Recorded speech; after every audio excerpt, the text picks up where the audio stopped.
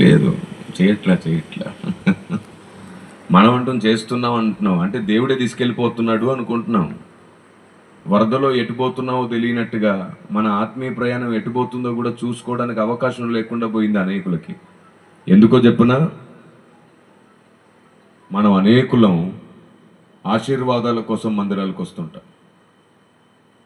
దీవెనల కోసం మందిరానికి వస్తుంటాం, మనకు నచ్చినవి దేవుణ్ణి అడుగుతూ ఉంటాం, మనం అడిగినవి దేవుడు ఇస్తే సంతోషపడి సంబరపడిపోతూ ఉంటాం. కానీ ఆయన చెయ్యాలనుకున్నవి, ఆయన చెప్పాలనుకున్నవి వినేవారు ఈరోజు భూమి మీద కరువైపోయారు. ఆత్మ చెప్పుచున్న మాట చెవిగలవారు విందురుగాక అనే మాట బైబిల్ గ్రంథంలో రాయబడింది. ఒక్కసారి కాదు, పలుమార్లు ఆ ప్రస్తావన చేయబడుతున్నప్పుడు ఆత్మదేవుని వేదనేమిటో అర్థమవుతుంది. ఆత్మదేవుని ఉద్దేశం వినేవారు లేరు. దేవుని స్వరం వినాలి, దేవుని స్వరం వినాలి, దేవుని స్వరం వినాలి అనుకుంటున్నారు చాలామంది. అది కూడా మనకు నచ్చినట్లు విందామనుకుంటున్నారు. నా గురించే మాట్లాడు ప్రభువా, నా కుటుంబం గురించి మాట్లాడు ప్రభువా, నా పిల్లల గురించి మాట్లాడు ప్రభువా, నా అప్పులు, కష్టాలు, సమస్యలు, ఇబ్బందులు నా గురించే మాట్లాడు ప్రభువా అని అడుగుతున్నారు. వద్దు, నా గురించి మాట్లాడు ప్రభువా అని అడగొద్దు. ఒకవేళ మీరు అలా అడగాల్సి వస్తే మీ ప్రార్థనా గదిలో ఒంటరిగా ఉన్నప్పుడు అడగండి, నా గురించి మాట్లాడు ప్రభువా అని. కానీ మందిరానికి వచ్చినప్పుడు, సభలకు వచ్చినప్పుడు నీ గురించి మాట్లాడు ప్రభువా విందామని వచ్చానని అడగండి. ఆయన మనసు విప్పి మాట్లాడడం ప్రారంభిస్తాడు. ఆమేన్. మనం చేస్తున్న పెద్ద తప్పు ఏమిటంటే ఆయన తన గురించి మాట్లాడడానికి అవకాశం ఇవ్వట్లేదు. ఆయన మన గురించి మాట్లాడాలని బతిమాలుకుంటున్నాం మనం. వద్దు, ఆయన మన గురించి మాట్లాడకూడదు. అందరూ కూర్చున్నప్పుడు ఆయన తన గురించి మనతో మాట్లాడాలి. మీకు తెలుసా, మనకు సంపూర్ణ జ్ఞానము, సంపూర్ణ సిద్ధి ఎప్పుడు కలుగుతుంది? ఎఫెసీ పత్రిక 4వ అధ్యాయము 11వ వచనంలో ఉంది. ఎఫెసీ పత్రిక 4వ అధ్యాయము 11వ వచనం. ఎవరైనా ఒక్కరు మైక్ తీసుకోండి, నిదానంగా చదవండి. ఒక్కొక్క మాట అందరూ వినున్నట్లుగా చదువుకుందాం. విశ్వాస విషయములోను దేవుని కుమారుని గూర్చిన జ్ఞాన విషయములోను ఏకత్వం పొంది సంపూర్ణ పురుషుల మగ వరకు, అనగా క్రీస్తునకు కలిగిన సంపూర్ణతకు సమానమైన సంపూర్ణత కలవారు మగ వరకు ఆయన ఇలాగూ నియమించెను. ఆ మాట విన్నారా? మనమందరము విశ్వాస విషయములోను దేవుని కుమారుని గూర్చిన జ్ఞాన విషయములోను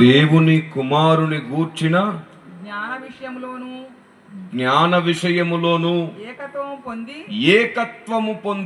సంపూర్ణ పురుషుల. ఇప్పుడు ఏ విషయంలో ఏకత్వం పొందాలంట? జ్ఞానము. దేవుని కుమారుని గూర్చిన జ్ఞానము, దేవుని కుమారుని గూర్చిన జ్ఞానము. దేవుని గూర్చిన జ్ఞానం మనకు లేకపోతే మనం సంపూర్ణ సిద్ధి పొందలేము. అసలు దేవుడు అంటే ఏంటో అర్థం కాకపోతే మనకు సంపూర్ణ సిద్ధి రాదు. ఏ పరలోకానికి మనం వెళ్ళబోతున్నామో ఆ పరలోకం గురించి ఇప్పటికీ విశ్వాసులకు సంపూర్ణంగా తెలియలేదు. ఏ దేవుణ్ణి మనం ఆరాధిస్తున్నామో ఆ దేవుని గూర్చిన సంపూర్ణ జ్ఞానం మనకు అందలేదు. పరలోక చట్టం, పరలోక న్యాయం, దేవుని దూతల ఆలోచన విధానాలు ఎలా ఉంటాయో, దేవుడు ఎలాంటి నిర్ణయాలు, తీర్పులు తీరుస్తున్నాడో, దేవుడు చేసిన ఈ సృష్టి యొక్క సంపూర్ణ ఉద్దేశం ఏమిటో ఇప్పటికీ మనకు తెలియలేదు. పరలోక చట్టం గురించి మనకు తెలియదు. కానీ బైబిల్ ఏం చెప్తుందో తెలుసా? మనం దేవదూతలకు తీర్పు తీర్చేవారమంట. ఏమీ తెలియకుండా ఎలా తీర్పు తీరుస్తాం? ఏ విధమైన జ్ఞానము లేకుండా ఎలా తీర్పు తీరుస్తాం? మోషే భక్తుడు ఒకసారి ఇశ్రాయేలు ప్రజలకు తీర్పు తీరుస్తూ సమయం సరిపోవట్లేదు, ఎక్కువ మంది అలా ఉండిపోతున్నారు, కాలం ఏమో దాటిపోతుంది. అప్పుడు మోషేకు మంచి సలహా పంపబడింది, నీలాగే ఇంకొందరిని ఎంపిక చేసుకోమని. మోషే ఎవరిని ఎంపిక చేసుకున్నాడు? మోషేను జాగ్రత్తగా వెంబడిస్తున్న వారిని, నమ్మకమైన శిష్యుల్ని, మోషే ఆలోచన విధానాన్ని అర్థం చేసుకున్న వ్యక్తులని, మోషే బోధించగా, మోషే చెప్పగా తూచా తప్పకుండా ఖచ్చితంగా పాటించిన వ్యక్తులను 70 మందిని ఎంపిక చేసుకున్నాడే దేవుడు. వారి మీద మోషేపై ఉన్నటువంటి ఆత్మలో పాలు ఉంచుతానని చెప్పాడు. 72 మంది యెహోషువ కాలేబులతో ఓ నమ్మకమైన శిష్యుల దండు తయారైంది. దేవుని ప్రజ, ఈ చివరి దినాల్లో దేవుడు ఒకవేళ తన కొరకు మిమ్మల్ని వాడుకోవాలనుకుంటే మీలో నమ్మకమైన వారిని ఎంపిక చేసుకుంటాడు. ఆయన గూర్చిన జ్ఞానం ఎరిగిన వారిని ఎంపిక చేసుకుంటాడు. ఆయన మనస్సు ఎరిగిన వారిని ఎంపిక చేసుకుంటాడు.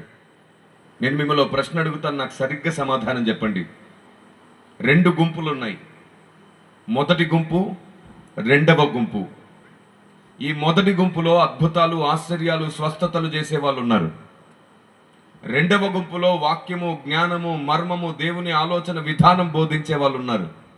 దేవుడు ఎవరిని వాడుకోవాలనుకుంటున్నాడు చెప్పండి. మొదటి గుంప, రెండవ గుంప? రెండవ గుంపు.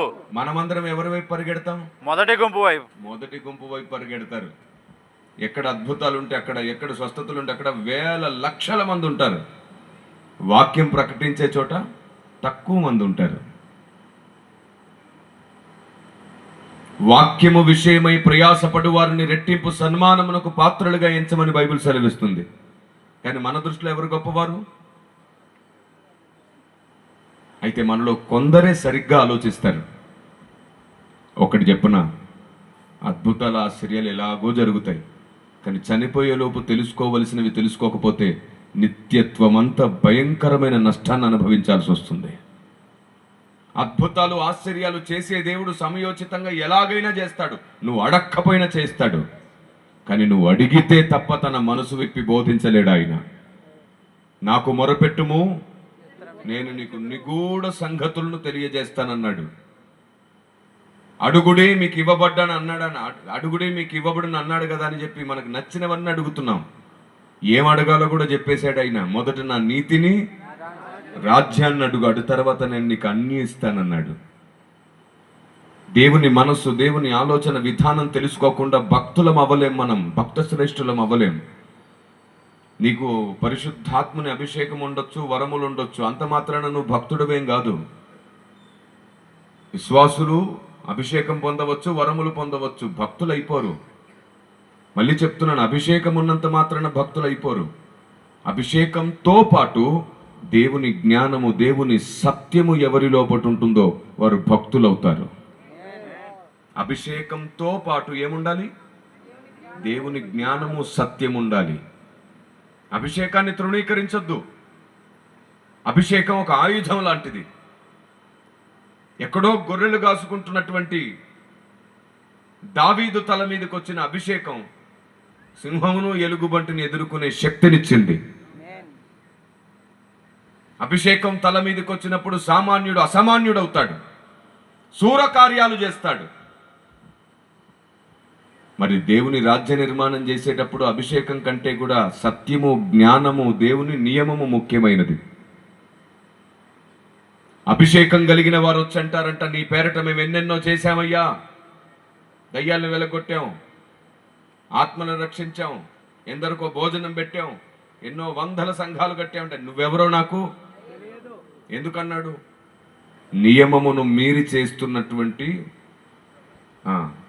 అభిషేక కార్యమైన దేవునికి దుఃఖాన్ని కలుగజేస్తుంది. మళ్ళీ చెప్తున్నాను, నియమానికి వేరైన అభిషేక కార్యమైన ఆత్మదేవునికి విరుద్ధమే. మీకు తెలుసా, అభిషేకం మనం చెప్పినట్లు పనిచేయడం కాదు. అది అభిషేకం దానికి అదే పని చేస్తూ ఉండడం కాదు. మన ఆలోచన విధానం ఎలా ఉంటుందో, మనము కలిగి ఉన్న జ్ఞానము, ఎదిగిన ఎదుగుదల ఎలాంటిదో, మన విశ్వాసం ఏమిటో దాన్ని ఆధారం చేసుకుని అభిషేకం పనిచేస్తుంది. Praise the Lord. ఉదాహరణకి పడగొట్టడమే అభిషేకం అని నీకు అనిపిస్తే నువ్వు పడగొడతానే ఉంటావు మనుషుల్ని. ఎందుకంటే నేను అలాగే చేశాను ఒకప్పుడు. నా సేవా జీవిత ప్రారంభంలో మనుషుల మధ్యలో నేను నడుస్తుంటే మనుషులు పడిపోతుండేవారు. మనుషుల మధ్యలో నేను నడుస్తుంటే మనుషులు పడిపోతుండేవారు. అలా ముట్టగానే పడిపోతుండేవారు. పేరు పెట్టి పిలుస్తుండేవాడిని, ప్రవచనాలు ఎత్తి మాట్లాడుతుండేవాడిని. స్వస్థతలు, అద్భుతాలు, దురాత్మలు పారిపోతుంటే అనుకునేవాడిని, ఇంతకంటే గొప్ప సేవ ఏముంది అని ఒక ఆనంద గర్వం నాలో ఉండేది. ఎందుకంటే 8:30 గంటలు ప్రార్థన గదిలో పోరాడేవాడిని నేను. ఉదయం 4 గంటలు మొదలుకొని 8:30 గంటలు అలా ప్రార్థించి ప్రతి దినం ప్రతి సాయంత్రం ఏదో ఒక గ్రామానికి వెళ్ళి సువార్త చేసేవాడిని. అలా 760 గ్రామాలకు పైగా స్వయంగా సువార్త చేసే కృపనిచ్చాడు దేవుడు నాకు. 760 గ్రామాలు. ఒక సంవత్సరం అయితే 160 గ్రామాలు తిరిగాం ఒక్క సంవత్సరంలోనే. ఆ విధంగా నలిగిన తర్వాతే దేవుడు ఈ విధంగా దేశ విదేశాల్లో వాడుకుంటున్నాడు. గ్రౌండ్ లెవెల్లో నలగకుండా దేవుడు స్టాండ్ లెవెల్లో నిలవబెట్టడు. గ్రౌండ్ లెవెల్లో నలిగినప్పుడే దేవుడు స్టాండ్ మీద పెడతాడు మనల్ని. ఆ విషయానికి వస్తే ఈ ప్రాంతంలో సేవ చేస్తున్న వారు ధన్యులు. మీరు గ్రౌండ్ లెవెల్లో నలుగుతున్నారు, బలమైన పనిలో ఉన్నారు. కేవలం దేవుని మనస్సు మీకు అందితే చాలు, మీ ప్రాంతాల్లో మీరు మండుతున్న దీపాలు అయిపోతారు. దేవునికి స్తోత్రం కలుగును గాక. అందుకోసం నేను దాదాపుగా 16 పుస్తకాలు రాశాను. మీ ప్రార్థన గదిలో మీరు కూర్చొని ధ్యానం చేస్తూ ఎన్నో వందల వేల సంగతులు తెలుసుకునేటట్లు, మీరు ఎక్కడో వెళ్ళి ట్రైనింగ్ చేయక్కర్లేదు, మీ ప్రార్థనా గదిలోనే మీరు ట్రైనింగ్ పొందేటట్లు 16 గ్రంథాలు ముద్ర వేశాం. ప్రతి సువార్థికునికి, ప్రతి సేవకునికి, ప్రతి సేవకురాలికి అవి బలమైన ఆయుధాలై ఉపయోగపడుతున్నాయి. అందులో 7 రకాల పుస్తకాలు మీ మధ్యలోకి వచ్చాయి. 9 రకాల పుస్తకాలు అయిపోయాయి, అవి తిరిగి ప్రింటింగ్ చేస్తున్నాం. ఆలోపు వీటిని మీరు సంపాదించుకోవచ్చు. మనం ప్రార్థిస్తే పరలోకంలో కూడా బంధించబడుతుంది, భూలోకంలో కూడా విప్పబడుతుందని వింటాం. కానీ ఏం బంధించాలో ఏం విప్పాలో మాత్రం తెలియదు.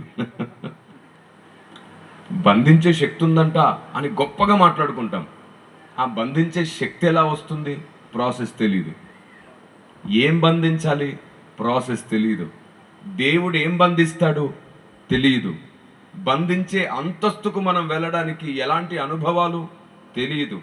ఏ వాక్యాన్ని ఆధారం చేసుకోవాలి తెలియదు. అది అందరికీ వర్తిస్తుందా, ఎవరికి వర్తిస్తుంది తెలియదు. ఈ పుస్తకం మీకు అన్నీ తెలిసేటట్లు చేస్తుంది. దీని పేరు విశ్వ న్యాయస్థానం. నా పుస్తకాలన్నీ ఇలా మల్టీ కవర్ పేపర్లో ఉంటాయి. అంటే చూస్తున్నారు కదా, మీరు ఏం చదువుతారో ఇలా కనబడుతూ ఉంటాయి మీకు. మీరు చదువుతున్నవన్నీ చూస్తూ చదవచ్చు. కనబడుతున్నాయా? మీరు చదువుతున్నవన్నీ కూడా మీకు చూస్తూ చదివేటట్లు మేము వీటిని ముద్ర వేశాం. ఎందుకు పుస్తకాలను ఇలా అందంగా ముద్ర వేశాం? కారణం ఏమిటంటే, మేము పుస్తకాలను ఇలా అందంగా ముద్ర వేయడానికి ముఖ్య కారణం ఏమిటంటే, సాతాను మనం చదివే వాటిని త్వరగా మర్చిపోయేటట్లు చేస్తాడు. అయితే మా మానవ సైకాలజీ ప్రకారం చూస్తూ చదివితే ఏది త్వరగా మర్చిపోం, ఎక్కువసేపు చదువుతాం.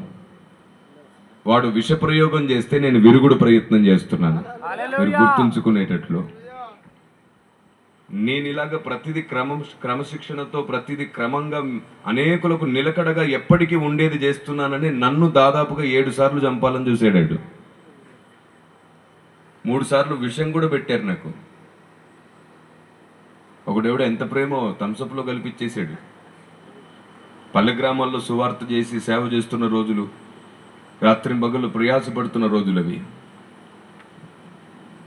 3 సార్లు నా మీద విషప్రయోగం జరిగింది.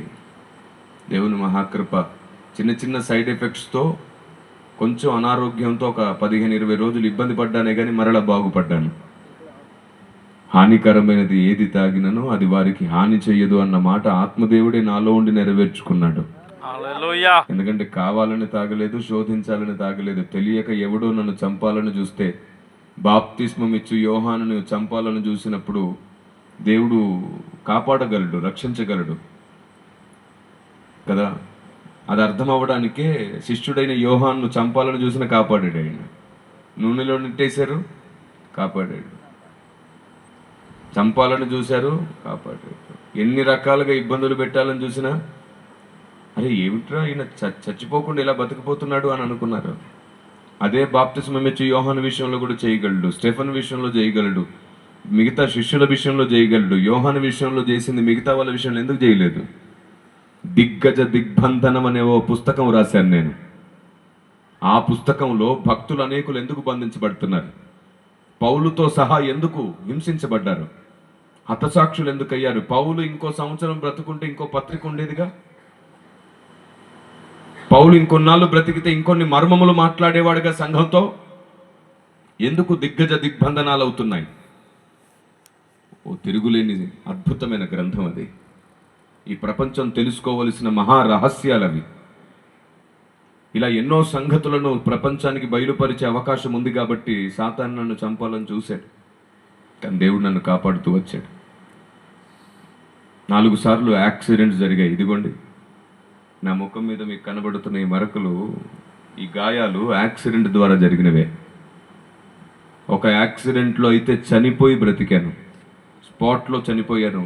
హాస్పిటల్కి తీసుకెళ్ళి ఆ గేట్లోకి ఎంటర్ అయిన తర్వాత అప్పుడు నా బాడీ కదిలిందండి. అతి భయంకరమైన పరిస్థితుల మధ్యలో సేవ చేశాను.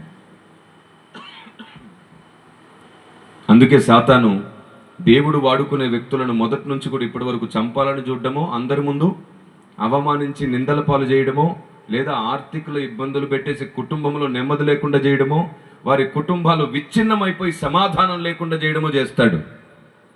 మనం సాతాను దేవుని బూర మీద బురద జల్లితే బురద చూస్తాం కానీ అది దేవుని బూర అని మర్చిపోతాం.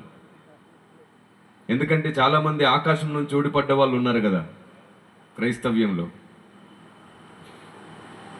తల్లి గర్భం నుండి వచ్చి ఇదే శరీరం నుండి ఆదాము సంతానంగా అదే స్వభావంలో ఉన్నామని అర్థం చేసుకోకుండా ఆకాశం నుంచి ఊడిపడ్డ వాళ్ళు ఎక్కువైపోయారు కాబట్టి వాళ్ళు తోటి సహోదరులను అర్థం చేసుకోలేనంత ఉన్నతులైపోయారు. ఎందుకంటే వీళ్ళు పడిపోయిన కెరూబు యొక్క స్నేహితులు కాబట్టి. అందుకే వాడిలాగా ఆలోచిస్తున్నారు. నిజముగా పరిశుద్ధాత్ముని స్నేహితులైతే పడిపోతున్న వ్యక్తిని తిరిగి లేపే వరకు మీరు మొరపెడతారు. మీరు పరిశుద్ధాత్ముని స్నేహితులైతే ఆరిపోయే వారిని వెలిగించే వరకు విడిచిపెట్టరు. అంతేగాని 10 మందికి చెప్పి 10 మంది ముందు వారిని అవమానించి 10 చెవులు గొరకడం అది సాతాను స్వభావమే, సాతాను స్నేహితుల స్వభావమే. అనుభవ జ్ఞానము లోపించినప్పుడు ఆలోచన తప్పు త్రోవలోనికి వెళ్తుంది. రాయబడింది, ఆలోచన చెప్పేవాడు లేకపోతే ఉద్దేశములు నిరర్థకమైపోతాయంట. దేవుని ప్రజ, నిజముగా నీవు ఆత్మదేవుని చేత నడిపించబడుతున్న వ్యక్తివి అయితే పడిపోతున్న వ్యక్తులను గురించి భారము కలిగి కన్నీళ్లతో దేవుని దగ్గర మొరపెట్టు. 10 మందికి చెప్పి అవమానించకు. ఎందుకంటే ఓ బలవంతుని పడవేయడం సాతాను కుట్రలో భాగమైతే అదే బలవంతుని తిరిగి నిలబెట్టడం సంఘ వ్యూహంలో భాగం అవ్వాలి. గట్టిగా ఆమేన్, ఆమేన్. బలవంతులను పడగొట్టడం వాడి కుట్ర అయితే బలవంతుల్ని కాపాడి లేపడం సంఘ వ్యూహం అవ్వాలి. అత్యంత బలవంతుని చెరసాలలో వేస్తే సంఘం ఏం చేసింది అన్నాడు? సంఘ ప్రార్థన చెరసాల పునాదులు వణికేటట్లు చేసినాయి. ఈరోజు సంఘం ఆ పని చేయడం మానేసింది. ఎవరైనా ఎవరి గురించి అనేది చెప్తే నిజమేటండి, అయ్యో ఆయన అలాగా, ఈవిడ ఇలాగా అని చెప్పుకొని చెవులు కొరుక్కునే దౌర్భాగ్యులైపోయారు. మీరు చెప్పండి, ఈ భూమి మీద మనుషుడెవడు దేవుడు? ఈ భూమి మీద మనుషుడెవడు సంపూర్ణుడు? ఈ భూమి మీద మనుషుడెవడు ఖచ్చితమైన వాడు? ప్రతి వాడు దౌర్భాగ్య శరీరంలో బ్రతుకుతున్నాడు. నరుని హృదయం కేవలం ఎల్లప్పుడూ చెడ్డది. నిన్ను మోసం చేయడం సాతానుకు చిటికలో పని, కానీ నువ్వు సాతాన్ను గెలవడం పర్వతం ఎక్కినంత కష్టం. వాణ్ణి నువ్వు గెలవడానికి ఒకే ఒక్క బలమైన తిరుగులేని ఆయుధం పరిశుద్ధాత్ముని సహవాసం. పరిశుద్ధాత్ముడు నీతో ఉంటే పరిశుద్ధాత్మునికి మాత్రమే తెలుసు ఏ తీగ లాగితే ఎన్ని డొంకలు కదులుతాయో. పరిశుద్ధాత్మునికి మాత్రమే తెలుసు ఆ పడిపోయిన కెరూబు యొక్క ప్రతి అడుగు తెలుసు. సాతాను యొక్క ప్రతి ఆలోచన తెలుసు పరిశుద్ధాత్మునికి. Praise the lord. ఆయనతో సహవాసం చేసేవారు తగ్గిపోయారు, సహవాసం చేసేవారు కూడా అడుక్కుంటున్నారు అద్భుతాలు, ఆశ్చర్యాలు, అభిషేకాలు, వరాలని. ఎప్పుడైనా నీ మనసులో ఉన్నదేంటో నాతో మాట్లాడు, నీ సంగతులు ప్రపంచానికి పరిచయం చేసే వరకు నన్ను వాడుకో అని అడిగిన వాళ్ళు ఏరి? వేళ్ల మీద లెక్క పెట్టుకునేంత తక్కువ మంది. నేను అడుగుతున్నాను, చెప్పండి, ఈరోజు మీరు ఎంతమంది ప్రతిరోజు క్రమం తప్పకుండా 2 గంటలు కనీసం దేవునితో వ్యక్తిగత ప్రార్థనలో ఉన్నారు? ఇంతమందిలో గట్టిగా 4-5 దొరుకుతారు మనకి. ప్రతిరోజు 2 గంటలు మానని ప్రార్థన. మరి ఏదో రోషము, భక్తి, ఆసక్తి మనకేదో బాగా ఉంది కదా, ఎటుపోయింది మరి అది? వ్యక్తిగతంగా 2 గంటలు ప్రార్థించడం చేత కాలేదు. మనం అందరి తప్పులు పడతాం. వాళ్ళు అలా ఉండకూడదు, వీళ్ళు ఇలా ఉండకూడదు అని మాట్లాడతాం.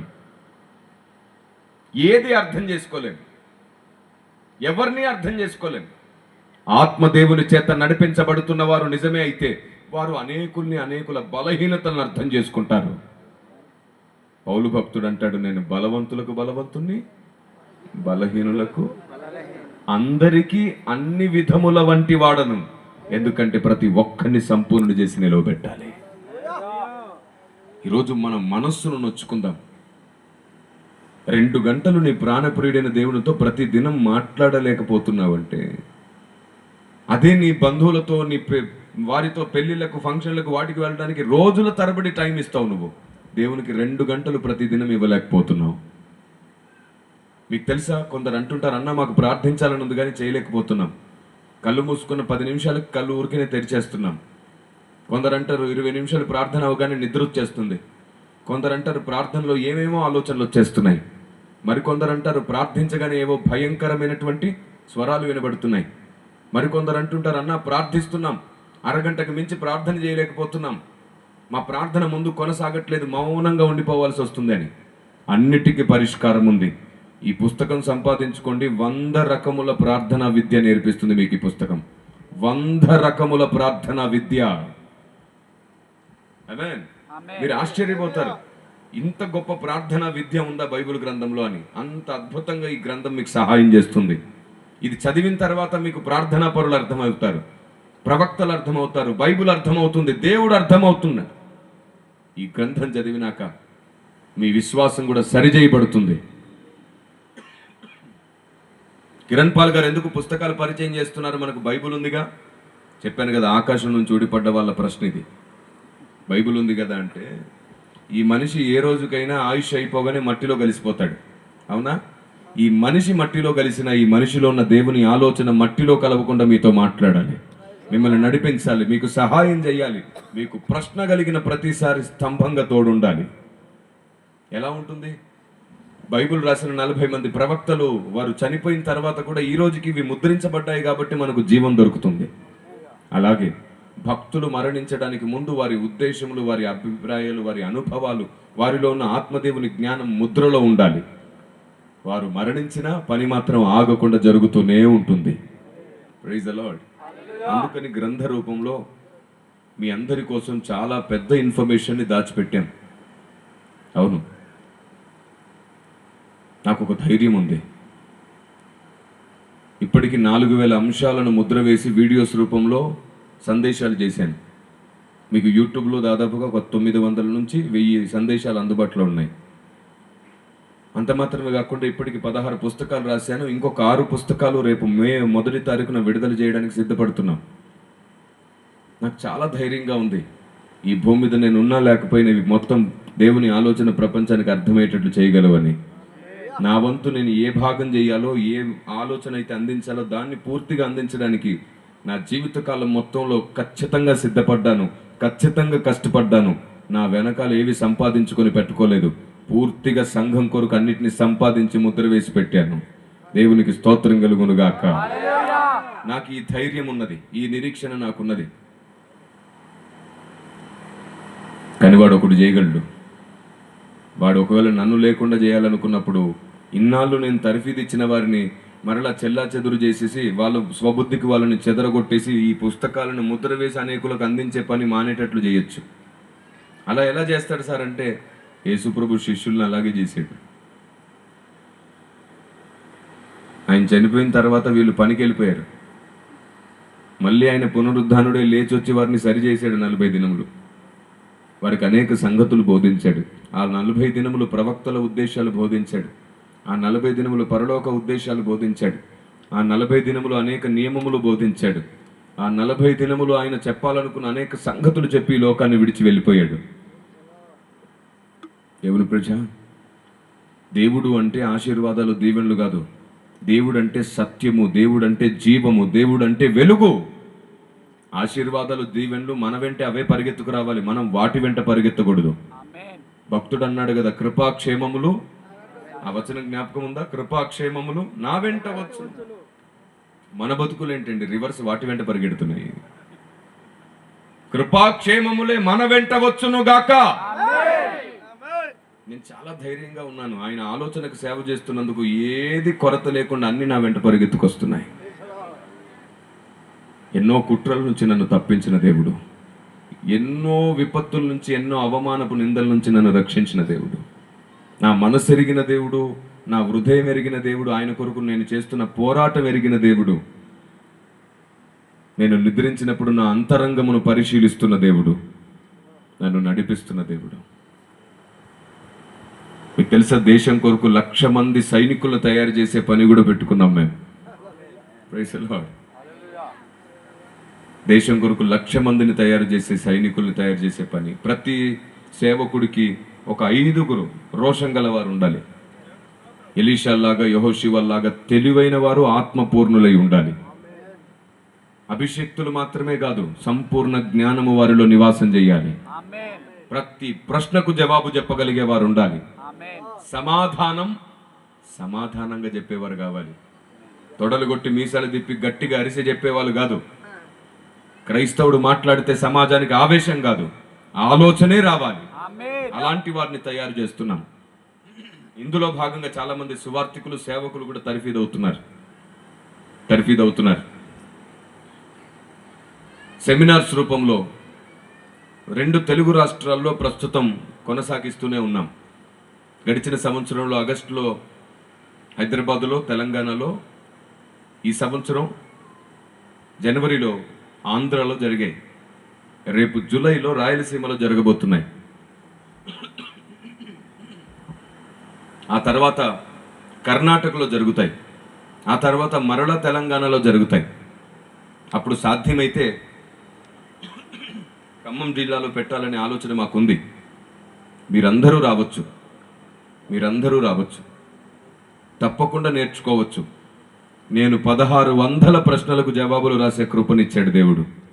ప్రతి జవాబు చరిత్రను ఆధారం చేసుకొని, లేఖనాలను ఆధారం చేసుకొని, భక్తులను ఆధారం చేసుకొని, సమాజాన్ని ఆధారం చేసుకొని, అన్ని కోణములలో తిరుగులేని జవాబిచ్చే కృపనిచ్చాడు దేవుడు. ఆమేన్. అందులో భాగంగా సనాతన సత్య పరిరక్షణ అనే పుస్తకం, అంత మాత్రమే కాకుండా వ్యతిరేక ప్రశ్నలు అనే ఇంకో పుస్తకం, అలాగే ప్రపంచమంతట నిజదేవుని ముద్ర, ఈ 3 పుస్తకాల్లో మీకు 800 ప్రశ్నలు దొరుకుతాయి. 800 ప్రశ్నలకు జవాబులు దొరుకుతాయి. ఒక గ్రంథం రాయడానికి ఒక భక్తుడు ఎన్ని రకాల పరిశోధనలు చేయాల్సి వస్తుందో తెలుసా? ఇదిగో ఈ పుస్తకం రాయడానికి 72 చరిత్ర గ్రంథాలను ఆధారం చేసుకున్నాం మేము. ఎందుకంటే మీ అందరికీ ఆ 72 గ్రంథాలు దొరకపోవచ్చు. మీరందరూ పరిశోధించడానికి ప్రయాసపడే అవకాశం లేకపోవచ్చు. కానీ ఒక్కడి దొరికితే ఇప్పుడు అవన్నీ మీకు దొరికినట్లే. అంత ఖచ్చితంగా ప్రతి సువార్థికుడికి, ప్రతి సేవకుడికి ఉపయోగపడే అద్భుత గ్రంథం సనాతన సత్య పరిరక్షణ, ప్రపంచమంతట నిజదేవుని ముద్ర. ఇప్పుడు క్రైస్తవ్యాన్ని ద్వేషిస్తూ, దూషిస్తూ, బైబిల్ని తప్పుబడుతూ అనేక ప్రశ్నలు అడుగుతున్నటువంటి వ్యతిరేక ప్రశ్నలకు తిరుగులేని జవాబు, ప్రేమతో ఇచ్చిన తిరుగులేని సమాధానం వ్యతిరేక ప్రశ్నలు. ఈ పుస్తకం చదివితే ఎవరికి ఆవేశాలు, కోపాలు రావు, ఆలోచనే వస్తుంది. ఎందుకంటే మారు మనసు గలవాడు మాట్లాడితే ఎదుటి వ్యక్తి ఆవేశపడడు, ఆత్మదేవుని చేత దర్శింపబడతాడు. ఆమేన్. అదేంటో క్రైస్తవుడు మాట్లాడితే ఇంకా వాళ్ళకు రోషం వస్తుంది కానీ ఆలోచన రాట్లా. ఎందుకు? బస్తీమే సవాలని వాళ్ళు దిగితే మనం కూడా దిగుతున్నాం కదా. వాడు మాట అంటే మనం మాట అంటున్నాం, వాడు తొడగొడితే మనం, వాడు తిప్పితే మనం తిప్పుతున్నాం. అన్ని మనం వాళ్ళలాగే చేస్తే మారు మనసు ఎడిపోయిందో మరి. వద్దు. శక్తితో, బలంతో పనిచేయాలని ట్రై చేయకండి. ఆత్మ ద్వారానే ఆత్మల రక్షణ జరగనివ్వండి. మనం ఆత్మదేవుడు చెప్పినట్లు ఆలోచన విత్తుదాం, దాన్ని చిగురింపజేసి ఫలింపజేసేవాడు ఆయనే. దేవునికి స్తోత్రం కలుగునుగాక. మీలో ఇంతమంది రక్షణ పొందారే. సేవకులు ప్రేమతో, కన్నీళ్లతో, దెబ్బలు తిని, అనారోగ్యాల్లో ఇబ్బంది పడుతూ కూడా చేసిన సువార్త ఫలితం కాదా మీరందరూ? కాదా? నోరు తెరిచి గట్టి గట్టిగా గొడవలు పడితే వచ్చిన ఫలితమా ఇది? ఎదురాడే వాడికి కూడా మారు మనసు పొందే అవకాశం ఇద్దాం. విచ్చలవిడిగా మాట్లాడేవాడికి జవాబు ఇవ్వకండి. విచ్చలవిడిగా మాట్లాడేవాడి ప్రశ్నకు జవాబు ఇవ్వండి. వాడి వెనుకున్న అమాయకులు సత్యం తెలుసుకుంటారు. Praise the Lord. వాడు మారడు. నన్ను అడుగుతూ వచ్చారు, అన్న మీరు చాలా ప్రేమగా ఓపికగా జవాబు చెప్తున్నారు వాళ్ళకి, ఎందుకన్నా వాడికి జవాబు చెప్పడం? వాడు మారడన్నా. వాడికి ఎవడు చెప్తున్నాడు జవాబు? వాడి మాట నమ్మి ఎందరో మోసపోయారు కదా, వాళ్ళకు అర్థం కావాలని ఎవరిని అవమానించకుండా సబ్జెక్టు మాత్రమే చెప్తున్నాను. వాళ్ళు ఏం చేస్తున్నారు? సబ్జెక్టు చెప్పడం మానేసి సబ్జెక్టు లేదు కాబట్టి మనుషులను గురించి, క్రీస్తుని గురించి, బైబిల్ని గురించి, క్రైస్తవుని గురించి దూషించడం స్టార్ట్ చేశారు. ఈ రోజు వరకు వారు తమ మతం గురించి కానీ తమ గ్రంథాల గురించి కానీ చెప్పింది ఎక్కడుంది? వారు ఎప్పుడు మాట్లాడినా సరే క్రైస్తవ్యాన్ని దూషించి, ద్వేషించి, హేట్రేట్ పెంచి ఒక గుంపును సంపాదించుకున్నారు.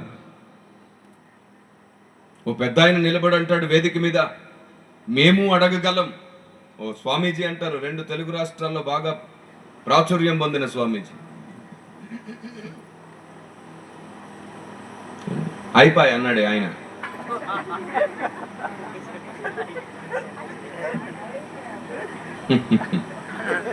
ఏమన్నాడో తెలుసా? వేదిక మీద నిలవబడి, రెస్పెక్ట్తోనే చెప్తున్నాను, పేరెత్తలేదుగా. ఆయన ఏమన్నాడంటే, మేము అడగగలం ప్రశ్నలు, నిందించాలంటే మేము నిందించగలం అంటూ అన్నాడు. కన్యక ఎట్లా బిడ్డను గంటదయ్యా అని మేము అడగాలంటే ఎంతసేపు? అలా అడిగి మేము అవమానించడం ఇష్టం లేదు కాబట్టి అడగట్లేదు అన్నాడు. మరి అక్కడున్న పిల్లల్ని సంతృప్తి పరచడానికి మాట్లాడాడో ఏంటో తెలియదు, కానీ తిరిగి మనం అడగలేక, వారి గ్రంథంలో ఆ విషయాలు లేక, కన్యక గర్భవతి ఎలా అవుతుందంటే, నేను ఒక ఇంటర్వ్యూలో కూర్చొని అన్నాను, మరి కుంతి ఎలాగ బిడ్డల్ని గనింది? హనుమంతుని చెమట మింగి మొసలి ఎలా బిడ్డని గనింది? కుండల్లోంచి మనుషులు ఎలా పుట్టుకొచ్చేశారు?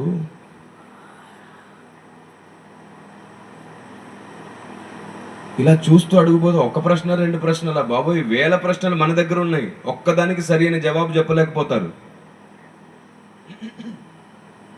ఇలా అవమానించుకోవడానికి కాదు ప్రశ్నలు. దేవుడు ఒకటి చెప్తున్నాడు ఏమిటంటే, మీ మేధస్సుకు మించి అసాధ్యమైన పనులు నేను చేయగలను, అందుకే కన్యక గర్భవతి కుమారుని కనింది, అది ఆత్మ కార్యము అని చెప్పి రాయించుకున్నాడు ఆయన. దేవుడే ఈ లోకంలో జన్మించాలి కాబట్టి ఏ పురుషుని ప్రమేయం లేకుండా ఒక స్త్రీ గర్భాన్ని దేవుడు వాడుకున్నాడు.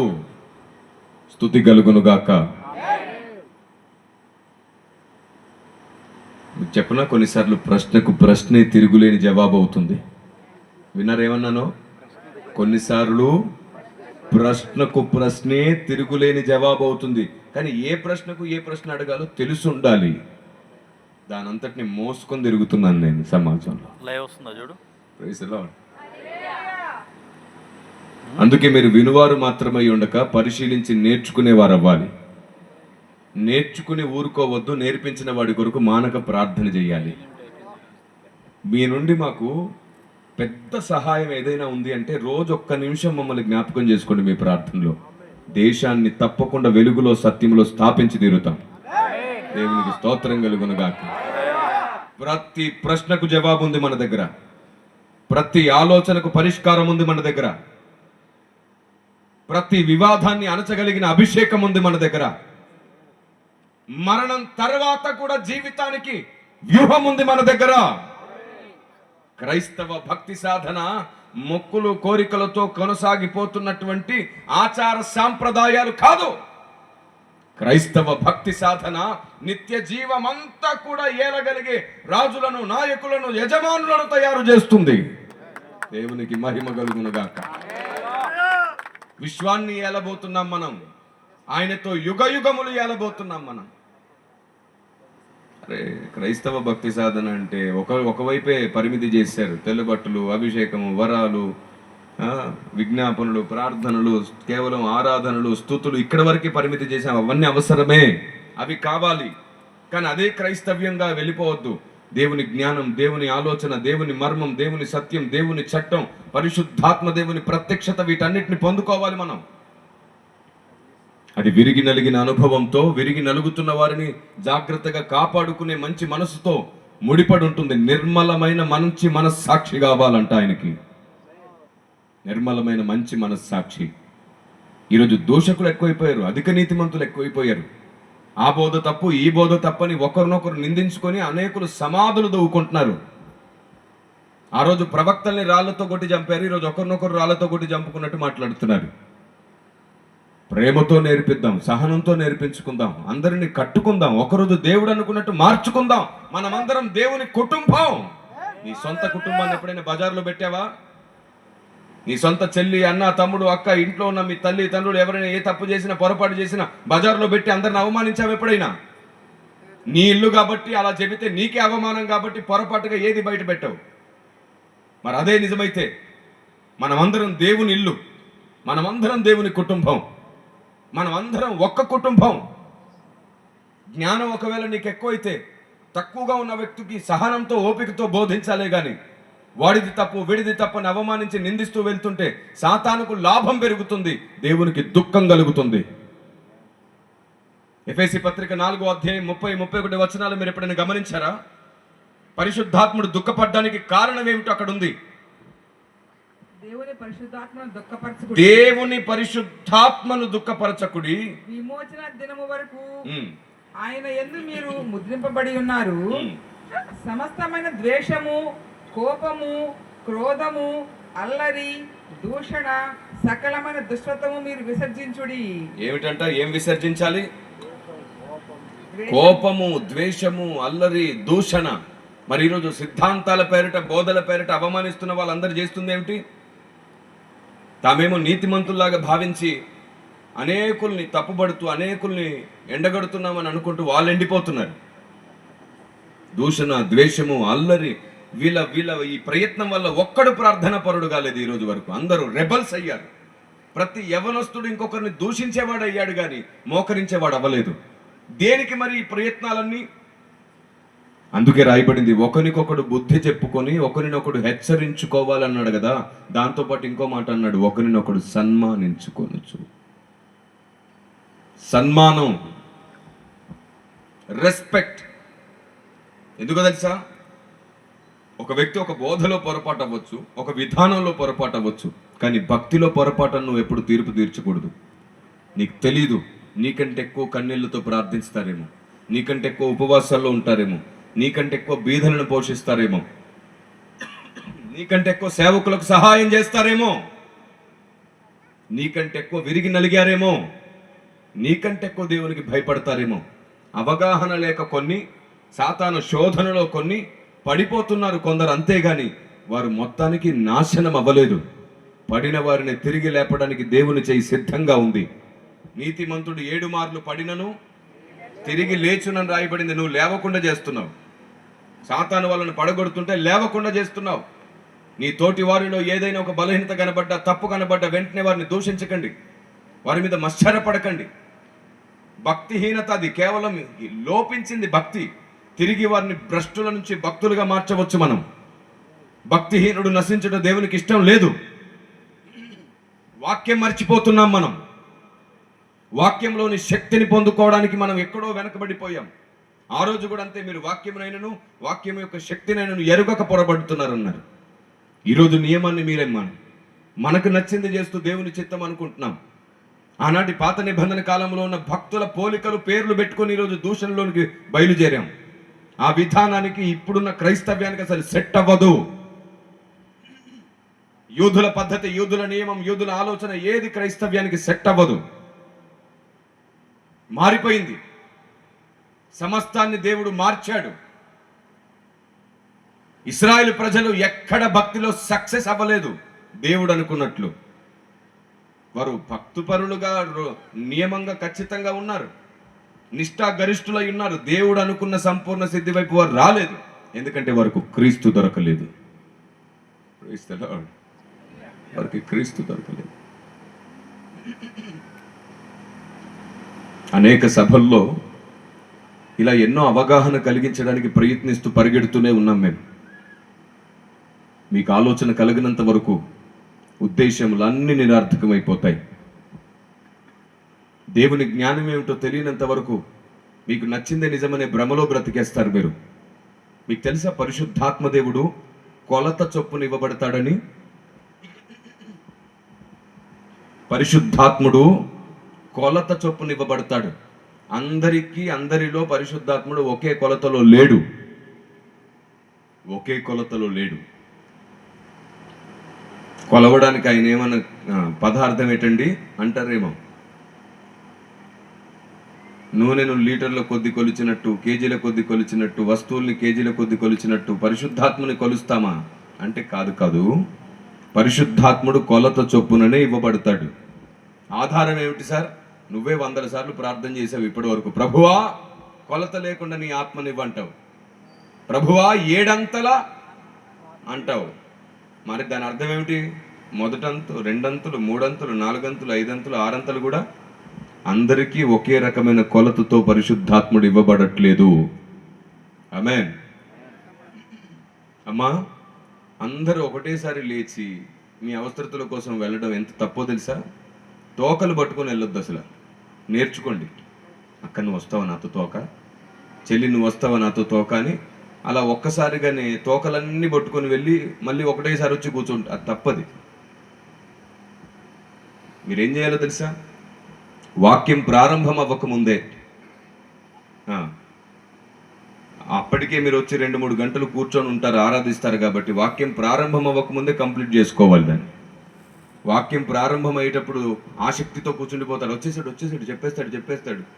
చెప్తూ ఉంటే మెల్లిగా అక్క కొంచెం అయితే తోడు రావా. తప్పు. ఒక్కడు చెడిపోవడమే కాకుండా అందరినీ చెడగొట్టినట్టుది. నీ అవసరత కోసం ఇంకో 2 వాక్యం వినకుండా తీసుకెళ్ళకూడదు. ఈ హెచ్చరిక మీ మనసులో పెట్టుకోండి. ఓకే? వాక్యం వినకుండా డిస్టర్బ్ చేసేది ఎవరు? దురాత్మనా, దేవుని ఆత్మనా? ఇంకొకరిని వాక్యం వినకుండా చేస్తున్నావు నువ్వు. పరిశుద్ధాత్మ దేవుడు, వినండి పాయింట్కి వస్తున్నా. పరిశుద్ధాత్మ దేవుడు కొలత చొప్పున ఇవ్వబడతాడు. ఇప్పుడు నేను అడుగుతున్నాను, మీరు ఏ కొలతలో పొందుకున్నారు?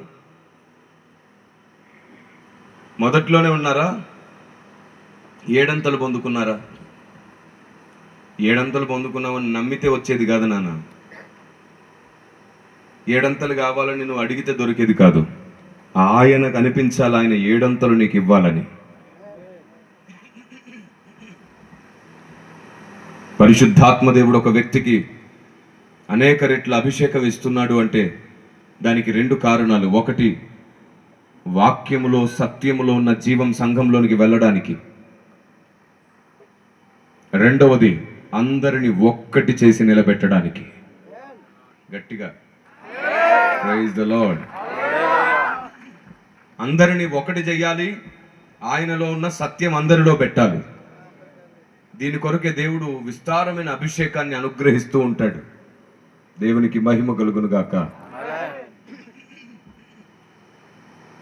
దేవుని ప్రజ, ఆత్మలో తీవ్రత కలిగి ఉండడానికి ప్రయత్నం చేయండి. ఈరోజు ఒక అద్భుతమైన విషయం ఇంకొకటి నేర్పిస్తాను మీకు, మనసులో పెట్టుకోండి. మీకు తెలుసా, పరలోక రాజ్యంలో ఆకలి దప్పులు ఉంటాయా? చేతితో చెప్పొచ్చు. ఎందుకంటే ప్రకటన గ్రంథం చెప్పింది ఉండవని. నేను కూడా అదే నమ్ముతున్నాను, ఉండవు. కానీ దేవుడు ఇంకేదో చెప్పాలనుకుంటున్నాడు. ఆకలి దప్పులు ఉండవు, కానీ ఆకలి దప్పులు లేని అదే రాజ్యంలో దేవదూతల ఆహారం పెట్టాడు. ఎందుకు పెట్టుంటాడు తెలుసుకోవాలి కదా. పరలోక రాజ్యంలో ఆకలి దప్పులు లేవు, నిజమే. ఆకలి దప్పులు లేని అదే రాజ్యంలో సంఘానికి క్రీస్తుకు వివాహమైన తర్వాత పెండ్లి విందు ఉండబోతుంది. ఆకలి దప్పులు లేని చోట పెండ్లి విందేమిటి? మూడవది, ఆకలి దప్పులు లేని అదే రాజ్యంలో జయించిన వాని జీవవృక్ష ఫలములు తిననివ్వబోతున్నాడంట ఆయన. ద్రాక్షారసమును తాగనివ్వబోతున్నాడంట ఆయన. ఇప్పుడు చెప్పండి, ఆకలి దప్పులు లేని రాజ్యంలో వీటన్నిటిని ఎందుకు పెట్టినట్టు దేవుడు? ఒక్క సైడే తెలుసుకొని అన్నీ తెలిసిపోయాయి అనే భ్రమలో అభిషేకం వరములు ఉంటే చాలు మహాభక్తులం అనుకొని మహాసత్యములను తృణీకరిస్తే పరిశుద్ధాత్ముడు దుఃఖపడతాడు. సత్యము నుండి సర్వసత్యంలోనికి వెళ్తేనే మహాభక్తులం అవుతాం. సింపుల్గా నేను చెప్పేస్తున్నాను.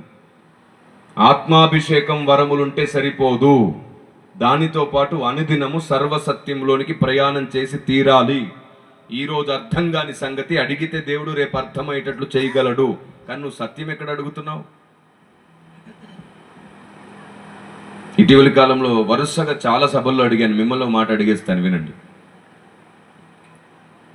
దేవుడు ఆదామవ్వల్ని సృష్టించిన తర్వాత ఏ తోటలో పెట్టాడు?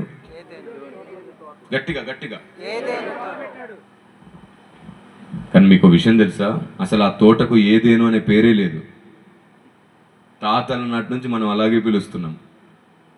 ఆ తోటకు ఏదైనా పేరే లేదు అసలు ఆ తోటకి.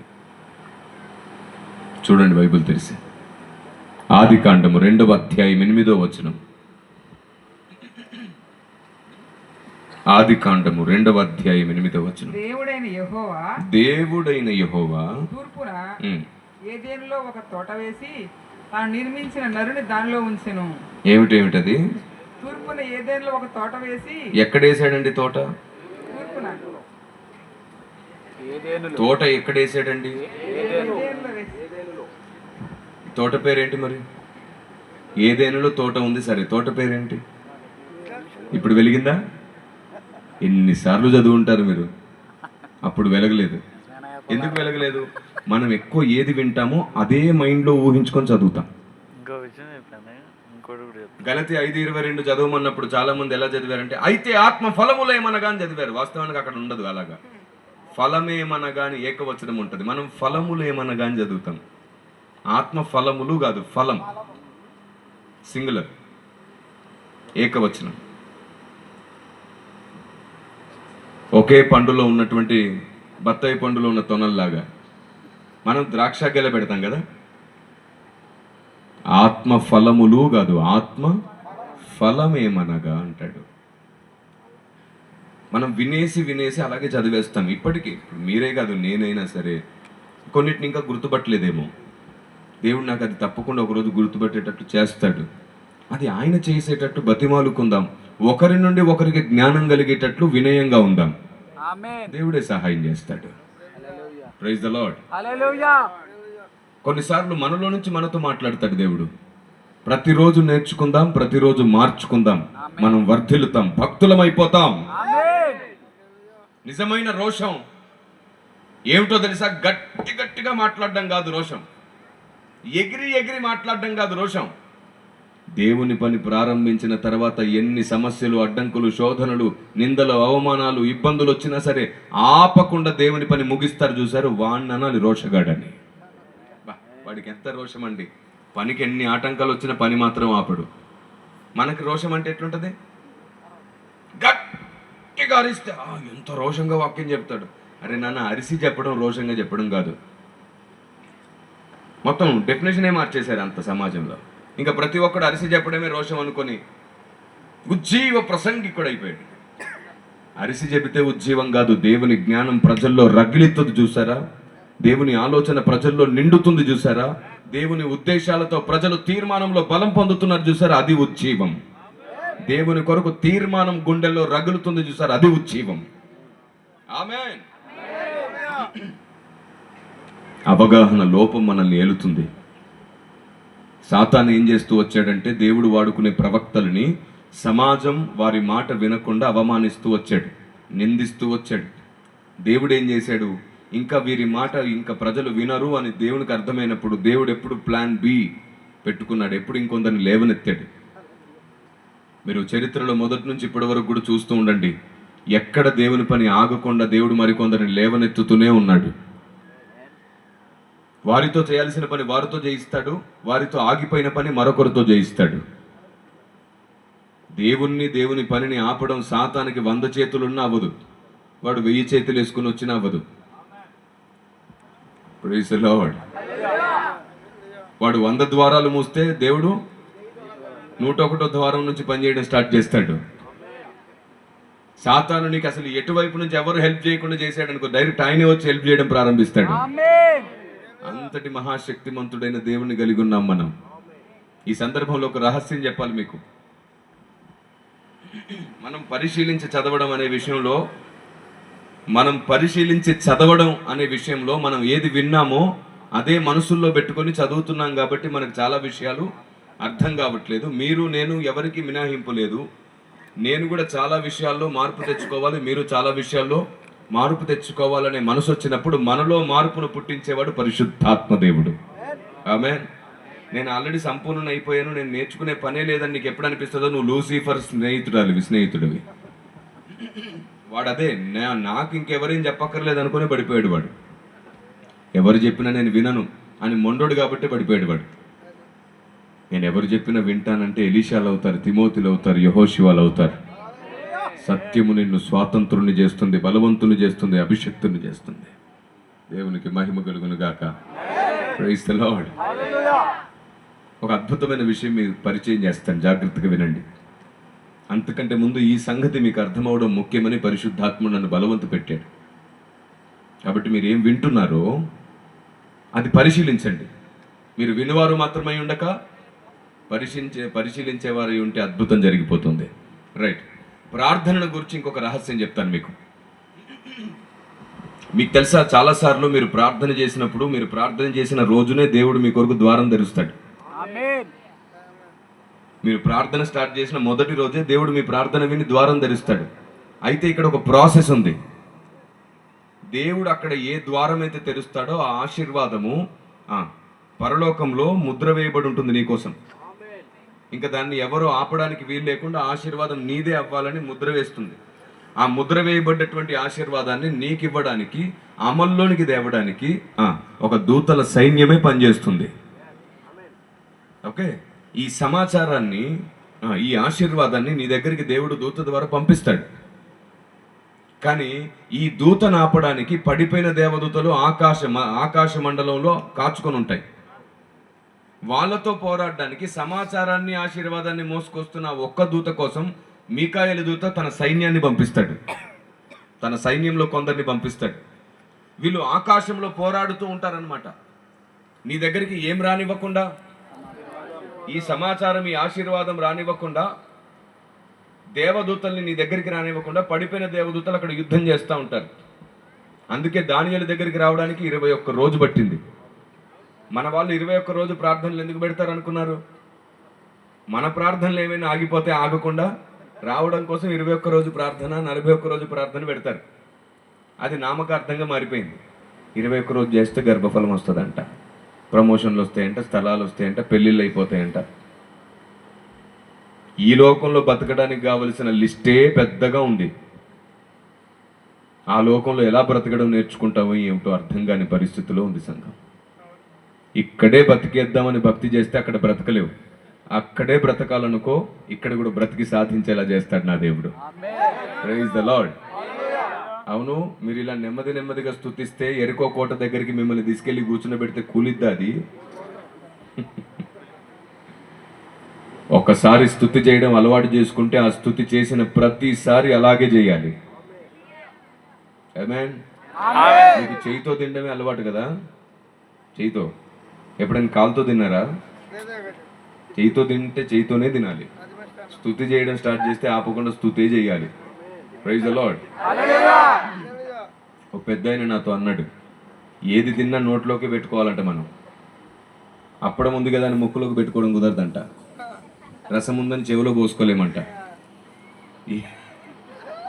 ఏది పెట్టినా సరే నోట్లోకే పెట్టాలంట. మీరే చెప్పండి, కాలు నొప్పి వచ్చింది అనుకో, కాల్లో పెడుతున్నావు ట్యాబ్లెట్ నువ్వు. నడుము నొప్పి వస్తే నడుములో పెడుతున్నావు ట్యాబ్లెట్. తలనొప్పి వస్తే ఏది వచ్చినా సరే ట్యాబ్లెట్ ఏం చేస్తున్నావు? నోట్లోకే వేస్తున్నావు. అవును, ఎప్పుడైనా ఆలోచించావా? ఏ ట్యాబ్లెట్ కడుపులోకి వేసినా సరే, కడుపులోకి వేసిన తర్వాత కాలు నొప్పి తగ్గుతుంది, తలనొప్పి తగ్గుతుంది, ఇవన్నీ తగ్గుతున్నాయి. పొట్టుల్లోకి వెళ్ళి ఈ నొప్పులు అన్నీ ఎలా తగ్గుతున్నాయి? మెదడుకు దేవుడు ఆ శక్తినిచ్చాడు. ఈ మెదడు ఏం చేస్తుందంటే రక్తానికి ఆజ్ఞాపిస్తుంది. ఎక్కడైతే నొప్పి ఉందో, ఎక్కడైతే బాధ ఉందో అక్కడికి ఆ మందు వెళ్ళేటట్లు రక్తానికి ఆజ్ఞాపిస్తే రక్తం దాన్ని తీసుకెళ్తుంది అక్కడికి. అందుకని అక్కడ మొత్తం బాగైపోతుంది.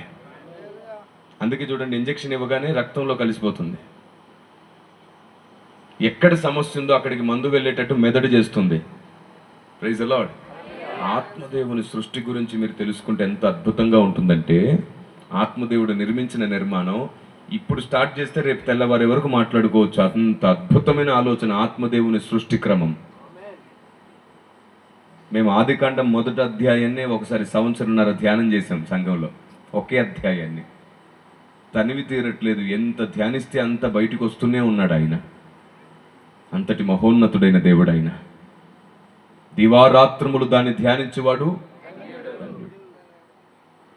ఈరోజు చాలామంది పండితులు, థియాలజీ తెలిసిన వాళ్ళు దేవుడు ఎవరికైనా ఏదైనా బయలుపరిస్తే ముందు వారిని డీగ్రేడ్ చేయడానికి చూస్తున్నారు. నిజమో కాదో ఆలోచించడం మానేశారు. ప్రార్థన గదిలో మోకరించడం మానేశారు. గ్రంథాల్లో పడి వాళ్ళ ముఖం దేవుని వైపు ఎత్తడం మానేశారు. అందుకే ఎందరో భక్తుల నోట దేవుని మాటల్ని వీరు సమాధి చేస్తున్నారు. ప్రవక్తలను ఆ రోజు రాళ్లతో కొట్టి చంపినట్టు ఈరోజు వీళ్ళు కూడా తమ బుద్ధితో, ఆనాటి శాస్త్రుల పరిచయాల సొంత బుద్ధితో వాళ్ళు పాడు చేసినట్టు చేస్తున్నారు. పండితులను, జ్ఞానులను ప్రభువు పేరట బ్రతిమాలుతున్నాను. ఆవేశం మాని ఆలోచనతో మోకరించండి. ఆత్మదేవుని కార్యం ఈ భూమి మీద సంపూర్ణమవుతుంది. కాబట్టి మీరు మొదటి రోజు ప్రార్థించగానే ద్వారం తెరవబడుతుంది. కానీ అది ఖచ్చితంగా మీకు రాకుండా ఆటంకపరచబడుతుంది. ఏ ఏ కారణాలతో ఆటంకపరచబడుతుందో చెప్తున్నాను. మొదటి కారణం, సాతాను ఏమంటాడో తెలుసా? ఈ ఆశీర్వాదములు వాడు పొందడానికి వాడు అర్హుడు కాదు అని, నిన్ను అర్హత లేదు అని నిరూపించడానికి వాడు చేసే మొదటి ప్రయత్నం ఏంటంటే, అదిగో వాడు ఏ రోజు మానకుండా ప్రార్థన చేయలేదు. వాడికి ఇప్పుడు ఏది కావాలో దానికోసం వాడు ప్రార్థన చేయట్లేదు. చూడండి, అరగంట ప్రార్థన చేస్తాడు, ఇంకా మిగతా రోజు అంతా తిరుగుతాడు. చూడండి, వాడికి అసలు అర్హతే లేదు పొందడానికి అంటాడు. అప్పుడు నా దేవుడు ఏమంటాడో తెలుసా? నిజమే, కానీ వాడి కోసం ఎంతమంది ప్రార్థిస్తున్నారో చూడు అని విజ్ఞాపనలు చేస్తున్న మీ అందరి విజ్ఞాపనలు అడ్డుపెట్టి వాడికి అర్హతనిస్తాడు నా దేవుడు. దేవునికి స్తోత్రం కలుగునుగాక. మరలా వాడు అంటాడు, అదిగో అతనిలో ఎన్ని తప్పులున్నాయో, ఎన్ని పొరపాట్లున్నాయో, ఎన్ని అపవిత్రమైన పనులు చేస్తున్నాడు చూడు. అప్పుడు దేవుడు అంటాడు, నిజమే, అతన్ని అనేక సార్లు, 100 సార్లు శోధించి తప్పులో పడగొట్టింది నువ్వే కదా. దోషిగా ముందు నువ్వుండు, తర్వాత నా కొడుకుంటాడు. కాబట్టి నేను, నా కుమారుడు ఎప్పుడో తప్పు ఒప్పుకున్నాడు, నేను క్షమించేశాను, నువ్వు ఒప్పుకో ముందు తప్పు, వాడిని చెడగొట్టానని అనగానే వాడు సైలెన్స్ అయిపోతాడు. మూడవ కోణం, మోషే చేతులెత్తినప్పుడు విజయం ఇచ్చావు కదా, మరి మానక వాడు ప్రార్థన చేయట్లేదు కదా, వాడికి ఎట్లా విజయం ఇస్తావు? అప్పుడు అంటాడు, వాడి పక్షాన కుమారుడైన దేవుడు మానక మొరపెడుతున్నాడు, అక్కడ విజ్ఞాపన చేస్తున్నాడు. Praise the Lord. దేవునికి స్తోత్రం కలుగునుగాక.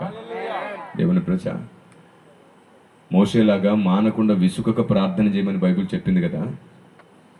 విసుకక ప్రార్థన చేయండి, మానక ప్రార్థన చేయండి అని చెప్పింది కదా. మీకోసం ఏదైనా కావాలంటే అది వచ్చే వరకు విసుకక మాటి మాటికి ప్రార్థన చేస్తూ అడుగుతూనే ఉండండి. ఒకరోజు తప్పకుండా వాటిని దేవుడు మీకు ఇస్తాడు. మీకు రావాల్సిన అభిషేకం, వరములు, సామర్థ్యతలు అన్నీ ఏది కావాలన్నా సరే మధ్యలో ఆటంకపరచబడుతుంది. ఆ ఆటంకాలు గెలవడానికి విసుకక ప్రార్థించండి. ఓ పెద్ద మాట చెప్పనా, పండితులు, స్కాలర్సు, థియాలజిస్టు ఎవరైతే ఉన్నారో, తర్వాత ఎంతమంది అయితే తమ్ముళ్ళు, చెల్లెళ్ళు సంఘంలో ఉన్నారో, నేను మిమ్మల్ని బ్రతిమాలుతున్నాను, ప్రతిరోజు మానకుండా 2-3 గంటలు ప్రార్థన చేయండి. మన బుద్ధి బాగవుతుంది, స్వభావం బాగవుతుంది, ఆలోచన బాగవుతుంది, గర్వం పోతుంది, మన కోపం నశిస్తుంది. సత్యమైన పని, దేవుని చిత్తానుసారమైన పని నెమ్మదిగా వ్యూహంగా చేయడం ప్రారంభిస్తాం. అప్పుడు సాతాను ఒంటరి, మనం ఒక్కటి. దేవునికి స్తోత్రం కలుగునుగాక. హల్లెలూయా, హల్లెలూయా. పరిశుద్ధాత్మదేవుడు కొలత లేకుండా మీకు ఇవ్వబడాలి అంటే పరిశుద్ధాత్మదేవుని సత్యము మీ విశ్వాసములో ఉండాలి. ఆమేన్. మీరు చెప్పండి, సమస్త సృష్టిని చేసింది తండ్రి అయిన దేవుడా, కుమారుడైన దేవుడా? వెరీ గుడ్, తండ్రి అయిన దేవుడు. చెప్పండి గట్టిగా. వెరీ గుడ్, చెప్పడం తప్పండి. కానీ బైబిల్లో అలా లేదు. బైబిల్లో లేదు అలాగా. సమస్త సృష్టిని తండ్రి చేయలేదంట. తండ్రి అయిన దేవుడు కుమారుని ద్వారా జయించాడంట సమస్తాన్ని. హెబ్రీ పత్రిక 1వ అధ్యాయం 2-3 వచనాలు. 11:3 చాలా సభల్లో చెప్పాను నేను ఈ మాట, మీకు స్పృహ కలిగించడానికి. మన విశ్వాసాలు, నమ్మకాలు వాక్యానికి వేరుగా ఉన్నాయి కదా, వాటిని ఒకసారి జ్ఞాపకం చేయడానికి. హెబ్రీ పత్రిక 1:2-3 ఈ దినముల అంతమందు కుమారుని ద్వారా మనతో మాట్లాడెను. ఆయన కుమారుని సమస్తమునకును వారసులుగా నియమించెను. ఆయన ద్వారా ప్రపంచములను నిర్మించెను. చూసారా, కుమారుని ద్వారా ప్రపంచములు నిర్మించబడ్డాయి. 11:3 ప్రపంచములు దేవుని వాక్యము వలన నిర్మాణమైనవి. దేవునికి స్తోత్రం కలుగును గాక. ఆమేన్. ప్రపంచములు దేవుని వాక్యము వలన నిర్మాణమైనవి. ప్రపంచములు దేవుని వాక్యము వలన నిర్మాణమైనవి. ఇప్పుడు చెప్పండి, మనకు తెలిసింది నిజమా, బైబిల్ చెప్పేది నిజమా? మళ్ళీ అడుగుతున్నాను, మనకు తెలిసింది నిజమా, బైబిల్ చెప్పేది నిజమా? అయితే మిమ్మల్ని ఇంకో ప్రశ్న అడుగుతాను. దేవదూతలు మొదట సృష్టించబడ్డారా, మనుషులు మొదట సృష్టించబడ్డారా? హలో, దేవదూతలా, మనుషులా? రైట్. ముందు పరలోకముందా, భూలోకముందా? పరలోకం ఉంది. Very good. ముందు వారి నివాసాలా, మన నివాసాలా? మరి ఆది యందు దేవుడు భూమిని చేయడం ఎట్లా నిజమైంది? ముందు పరలోకం అయితే ముందు భూమి అనే మాట ఎలా నిజమైంది? ఇంగ్లీష్లో అయితే ఇన్ ద బిగినింగ్ అనే పదంతో ప్రారంభమైంది. ప్రారంభంలో భూమి ఆకాశం చేశాడా, ప్రారంభంలో పరలోకం చేశాడా? పరలోకమే చేశాడు. ప్రారంభంలో మనుషుల, ప్రారంభంలో దేవదూతల? ప్రారంభంలో దేవదూతలే. ఎందుకంటే భూమికి పునాదులు వేసే సమయానికి దేవదూతలు జయధ్వనులు చేస్తున్నారు, వాళ్ళు ఉన్నారు. మరి ఈ పదానికి అర్థం ఏమిటి? ఏ పండితుడు, ఏ స్కాలర్ ఎప్పటికీ వివరించడం సాధ్యం కాని మర్మం అది. ఆత్మదేవుడు ప్రార్థనా పరులకు బయలుపరిచిన సత్యం అది. Praise the Lord. నేను చెప్తున్నాను కదా, అక్షరం అన్నిటినీ విప్పదు. అక్షరం అవసరమైతే చంపుతుంది, ఆత్మ జీవింపజేస్తుంది. అందుకే నేనేమంటున్నానంటే, పండితులు భక్తులు కలిసి పనిచేయండి, సంఘం అద్భుతంగా అభివృద్ధి పొందుతుంది. జ్ఞానులు అభిషక్తులు కలిసి పనిచేయండి, వివాదాలు ముగింపుకు వచ్చేస్తాయి. ఈ జ్ఞాని అభిషక్తుని అవమానిస్తాడు, నీ బోధ తప్పు, నువ్వు తప్పు, నీ విధానం తప్పు, సంఘాన్ని పాడు చేస్తున్నావు, చీడ పురుగు, అది ఇది అనేస్తాడు. ఆ అభిషక్తుడేమో కన్నీళ్లు గార్చి, ఈ భ్రష్టునికి మారు మనసు నీవు ప్రభువా అంటాడు. ఎందుకంటే నీలో కోపము, ఆవేశము, దూషణ, ద్వేషము, అల్లరి, పరిశుద్ధాత్మను దుఃఖపరిచేవి నీలో కనబడుతున్నాయి. ఓ జ్ఞాని, నీ అజ్ఞానానికి ముగింపు పలకాలి. ఇతనిలో ఉన్న పొరపాటు బోధన సరిచేయడానికి జ్ఞానులు విఘ్నులవ్వాలి, విరోధులు అవ్వకూడదు.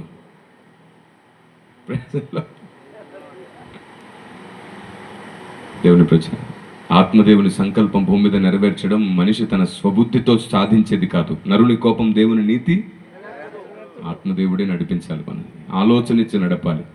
ఆయనకు నచ్చింది చెప్పి చేయించుకోవాలి ఆయన. ఆమేన్. ఇంత దూరం వచ్చారు, ఇప్పటి వరకు విన్నారు కాబట్టి ఈ 1:20 మీరు విన్నందుకు ఇంకో అద్భుతమైన విషయం చెప్తాను. మీకు తెలుసా, 1:20 గడిచిపోయింది. 1:20 దాదాపుగా మనం వాక్యం వింటూ వచ్చాం. సమయాన్ని మర్చిపోయే కృపనిచ్చాడు దేవుడు. సహజంగా ఇలా చూస్తుంటారు కదా, నువ్వు మాట్లాడుతున్నంత సమయాన్ని మర్చిపోయి వింటారు నా ప్రజలు, వెళ్ళు అని. అదే జరుగుతుంది. ఆయన మాట ఎప్పుడు నెరవేరుస్తాడు. మనిషి తన సొంత తెలివి, సొంత జ్ఞానం, సొంత టాలెంట్తో ఎప్పటికీ బోధ చేయలేడు. ఆత్మదేవుడే ప్రజలతో మాట్లాడాలి. ఆమేన్. సరే, ఇంత దూరం మీరు వచ్చారు, నేను వచ్చాను కాబట్టి ఇంకొక విషయం, ఇంకొక స్పృహ కలిగించుకొని వెళ్దాం. బైబిల్లో ఒక ఆయన పిరికివాడు అని పిలువబడ్డాడు. శత్రువులకు భయపడి దాక్కున్నాడంట. అతను పిరికివాడైతే దేవుడేమో పరాక్రమం గలవాడా అన్నాడంట. ఎవరి పిరికివాడు? గట్టిగా, పచ్చి అబద్ధం అది. కాదు, ఎండిన అబద్ధం అది. గిద్యోను పిరికివాడు కాదు. భక్తులను వేలు చూపుతో తీర్పు తీర్చవద్దు. గిద్యోను పిరికివాడన్నారు, శారానేమో అవిశ్వాసంతో నవ్విందన్నారు. ఎకిలిగా నవ్విందంట, అవిశ్వాసంగా నవ్విందంట. అబద్ధం అది. శారా అవిశ్వాసంతో నమ్మలేదు, శారా అవిశ్వాసంతో నవ్వలేదు. నవ్విన శారా మాత్రమే కనబడింది, నమ్మిన శారా కూడా ఉంది. హెబ్రీ పత్రిక 11వ అధ్యాయం 11వ వచనం. హెబ్రీ పత్రిక 11వ అధ్యాయము 11వ వచనం. విశ్వాసమును బట్టి శారాయి వాగ్దానం చేసిన వాడు నమ్మదగిన వాడని ఎంచుకొనిన గనుక తాను వయస్సు గతించినదైనను గర్భము ధరించక శక్తి పొందెను. స్తోత్రం కలుగునుగాక. ఆవిడ విశ్వాసంతోనే ఉంది, అవిశ్వాసం ఏమీ లేదు. నవ్వడం ఎందుకు నవ్విందంటే ఈ వయసులో పిల్లలా ఏమనుకుంటారు సమాజం, ముసలిది 9 నెలల గర్భవతి అంటే ఎలా అని నవ్వింది. అర్థమైందా? ఆమె శరీర దౌర్భాగ్య స్థితి పరిస్థితులను బట్టి నవ్వుకుందే కానీ దేవుణ్ణి బట్టి అవిశ్వాసంతో నవ్వలేదు. మనం ఏం చెప్పుకున్నాం? అవిశ్వాసంతో నవ్విందని. అందుకే పరిశుద్ధాత్ముడు బయలుపరిచాడు హెబ్రీ పత్రికలో. సేమ్ అంతే, గిద్యోను కూడా పిరికివాడేం కాదు. దాక్కుంటే పిరికివాడైతే మరి తప్పించుకొని పోయిన పౌలు గంపలో దించబడి తప్పించుకొని పోయాడు. రాళ్లతో కొడుతుంటే ఇంకా సమయం రాలేదని యేసుప్రభు తప్పించుకొని వెళ్ళిపోయారు. ఇంకా నా టైం రాలేదు, లేఖనాలు నెరవేర్చాలి కాబట్టి నేను ఇక్కడ అవ్వకూడదని వెళ్ళిపోయారు. కర్తవ్యాలు, బాధ్యతలు నెరవేర్చవలసినవి ఉన్నాయి కాబట్టి వెళ్ళిపోయారు. పిరికితనం కాదు దాక్కోవడం. అసలు మీకు అసలు ఆలోచించండి, గిద్యోను పిరికివాడైతే వాళ్ళ ఇశ్రాయేలు ప్రజలు నివసించే వాళ్ళ గ్రామంలో మూలకు దాక్కోవాలి. కానీ పిరికివాడు కాదు కాబట్టి శత్రువులున్న దగ్గరికి వెళ్ళాడు. ఒక్కడెళ్ళాడు. దేకే ఉస్కా కలేజా కిత్నా బడా హై.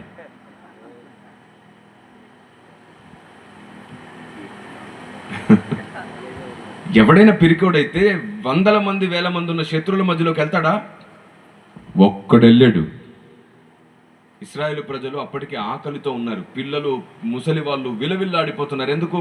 వాళ్ళు ఆల్రెడీ వీళ్ళ దగ్గర ఉన్న సమస్తాన్ని దోచుకెళ్ళిపోయారు. పంటలన్నిటిని లాక్కెళ్ళిపోయారు. ఏమీ లేదు. వీళ్ళ దగ్గర నుంచి తీసుకెళ్ళిన పంటలో కొంత ఇక్కడున్న బీదల కోసం, పిల్లల కోసం తీసుకొద్దామని ఈయన వెళ్ళాడు. వెళ్ళి గోధుమల గానుగు చాటు దాక్కొని గోధుమల్ని తీసుకొస్తున్నాడు. శత్రువులకు కనపడకుండా ఎందుకు దాక్కున్నాడు? ఒక్కడున్నాడు కాబట్టి. వాళ్ళేమో 1000 మంది ఉన్నారు కాబట్టి. ఇక్కడ యుద్ధం చేయడం కాదు, కొందరి కడుపు నింపాలి కాబట్టి. కొందరి కడుపు నింపాలి కాబట్టి ఒక నాయకుని బాధ్యత అది. అతని పరాక్రమాన్ని దేవుడు చూశాడరే. ఇంతమంది శత్రువుల్లో ఎవ్వడికి పట్టింపు లేదు. అందరి ఆకలి తీర్చడానికి నువ్వు ధైర్యంగా వచ్చావు ఇక్కడికి. పరాక్రమము గల బలాఢ్యుడా, లే, నీ శత్రువులతో యుద్ధం చేసి గెలువు. పిరికోడైతే ఏమంటాడు తెలుసా? నా వల్ల కాదయ్యా అంటాడు. ఏమన్నాడు మరి ఈయన? దేని చేతనో చెప్పు అంటాడు. అది రోషం గలవాడి మాట. అలాంటి గిద్యోని పిరికివాడు అన్నారా ఇన్నాళ్ళు క్రైస్తవ సమాజం? నా కుటుంబమైన క్రైస్తవ సమాజాన్ని బ్రతిమాలుతున్నాను, వద్దు. మనుషులు పై రూపంలో ఊహించి మాట్లాడుకున్న వాటిని నిజమని నమ్ముతున్నాం. ఎందరో మహాపండితులు అలాగే మాట్లాడేశారు. వాళ్ళది తప్పు, వీళ్ళది తప్పు అనే వాళ్ళలోనే 100 తప్పులున్నాయి. ఆత్మదేవుడే సరిచేయునుగాక, అందరిని తిరిగి కట్టునుగాక. గిద్యోను పిరికివాడైతే దేని చేత అని అడగడు. రెండవది, నేను చాలా ప్రయత్నం చేశాను, ఎవడు రాట్లా, ఒంటరిగా ఉన్నానని కూడా అన్నాడు.